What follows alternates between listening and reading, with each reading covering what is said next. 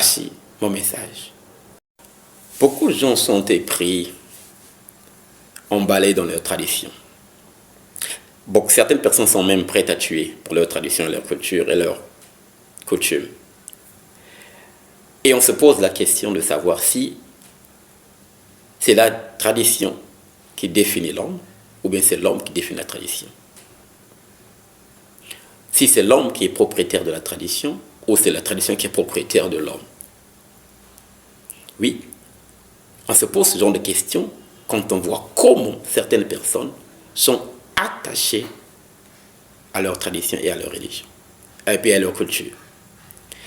Et vous avez certainement déjà entendu des gens dire « ma tradition, ma culture, mes coutumes font partie de ce qui je suis ou de qui je suis. » Ma tradition, ma culture fait partie de qui je suis. Donc en fait, ma tradition me définit. C'est ce qu'ils disent et c'est ce qu'ils croient. Mais nous devons savoir une chose. Toute tradition a un commencement. Et c'est un commencement selon un contexte, dans une période de temps donnée et avec des réalités données. Et plus le temps évolue, les circonstances changent, les personnes changent, les réalités changent, alors la tradition est appelée aussi à changer, comme la culture, comme les coutumes. Parce que les traditions sont faites pour aider les gens. Les traditions sont faites pour les hommes, pas les hommes pour la tradition. Pour les traditions, les coutumes et les cultures. Donc si une tradition ne répond plus, ne contribue plus au bien-être des humains, d'une communauté, à leur évolution, à leur émancipation, à leur liberté, cette tradition n'est plus bénéfique. Elle doit soit être changée, soit être totalement abandonnée.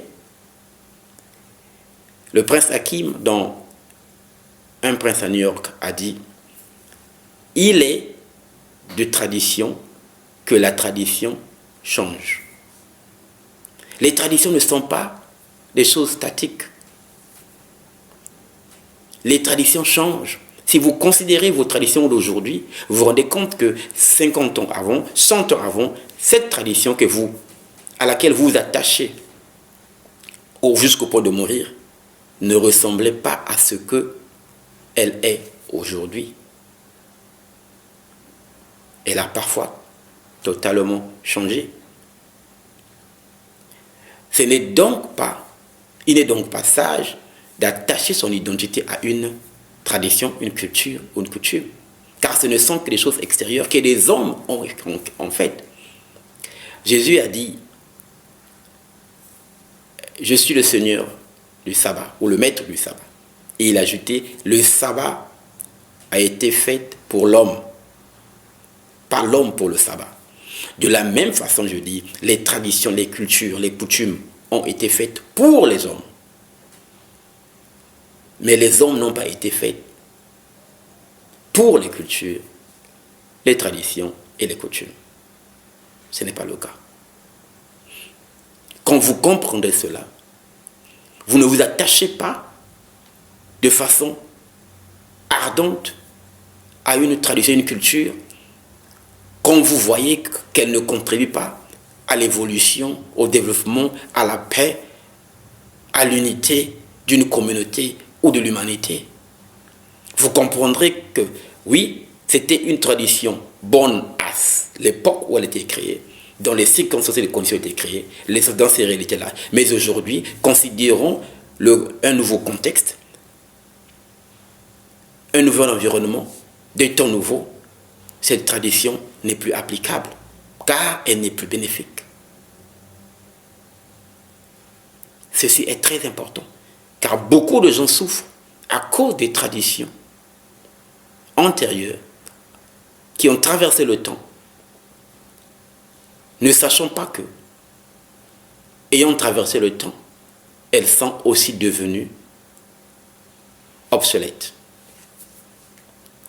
non applicables au temps présent ou aux circonstances présentes. Il faut se réveiller. Ce n'est pas la tradition qui vous fait, mais c'est vous qui faites la tradition. Donc vous pouvez la créer, la modifier ou l'abandonner. L'homme a été mis et établi par le créateur de l'univers comme le maître sur la terre. C'est l'homme qui dicte ce qui se passe.